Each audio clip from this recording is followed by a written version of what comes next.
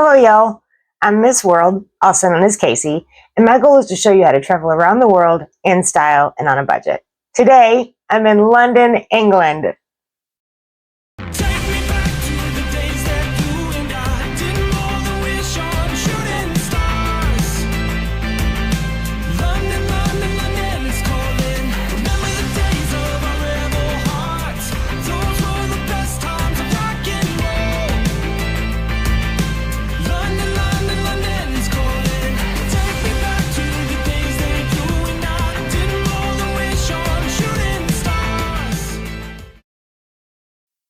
So here's the first thing you need to know about London.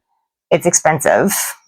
It's expensive to get to London, especially if you're coming from the US like me. It's expensive to stay in London. It's expensive to eat in London. It's expensive to get around just within London. And there are tons of really amazing attractions that can be expensive to visit. Obviously, our budget travel video is off to a great start, but no worries. I don't have a ton of money, but I'm having an amazing time in London, and you can too, no matter the size of your travel budget. There are lots of little tricks and travel hacks that can reduce the cost of your London trip, so you can also have a truly amazing time here. Let's start off with one of the biggest and best budget hacks I discovered, and that is the London Pass. The London Pass is a special package you can purchase directly through the official tourism board of the City of London. It is available through third-party websites, but I suggest you purchase it directly through the official government website because some of the third-party websites may mark up the price, and you don't want to pay more than you have to. There is a link in the description box that takes you to the official site. There are more than 100 paid attractions and activities included in the London Pass, and you will see many big-ticket items on here.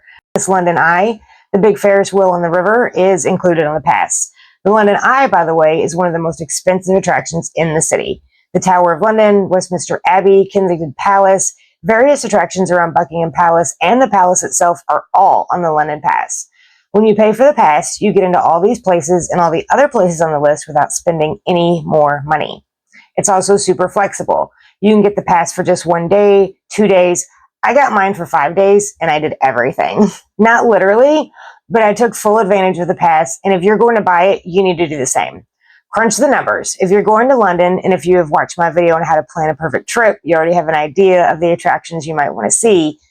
Look up the cost of these attractions and compare it to the cost of the London Pass. If you can save any money, it's worth it to get the pass. For the record, this is not a paid promotion. No one has asked me to talk about this. I personally used the London Pass to visit 12 paid attractions and saved a lot of money on some of the more expensive stuff you can do in London, so I know this works. It's a great way to see some of London's more expensive attractions, but there are also lots of free things to do in the city that are even more budget friendly. I will be covering the top free things to do in London in an upcoming video, so stay tuned to the channel for that. Using London's public transport system is another way you will save money when you visit the city. However, there is one line that is not so budget friendly. The Heathrow Express is an express subway train that runs from Heathrow Airport to Paddington Station, which is a huge transport hub near the center of the city. This express train takes less than half the time of riding a regular train between the same 2 points, but it costs about 4 times as much. You can ride the tube in London for less than $10 American. The express will run you a little more than $40. You'll want to weigh the cost of taking the express against the value of your time, because on the standard tube, getting to and from Paddington Station out of Heathrow will take you over an hour. The express is going to take less than half that time. I learned a lot about the Heathrow Express because I booked a room at Heathrow Airport. There are a few hotels right there at the airport, and they are a lot less expensive than hotels that are closer to the city and all the attractions. Heathrow is pretty much on the very outskirts of the city, so I had a daily ride getting to the attractions I wanted to see and then going back to my hotel. I don't recommend this. Staying near the airport is very affordable when it comes to your budget, but taking a long subway ride or paying for the express will eat away at your time and your budget. There's also not a lot of affordable eating and snack options because you pretty much have to get stuff at the airport, and that's expensive.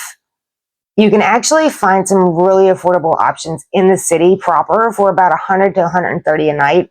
The rooms are small, but they have all the basics, including free Wi-Fi. Look around Kensington High Street and north of Hyde Park.